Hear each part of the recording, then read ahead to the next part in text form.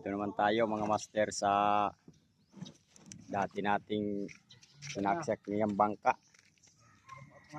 Oh. Kadang pamaon.